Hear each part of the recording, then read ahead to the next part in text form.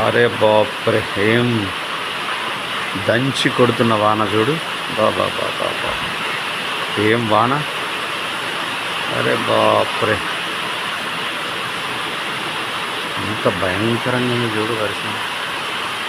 అరే ఇంత వర్షం పడితే ఏముంటుంది? ఇప్పటికే విజయవాడ, ఇటు హన్మకొండ, అదేవిధంగా ఖమ్మం, భద్రాచలం పూర్తిగా అసలు జలమయమై అతలాకుతలమైతే, ఇంత వర్షం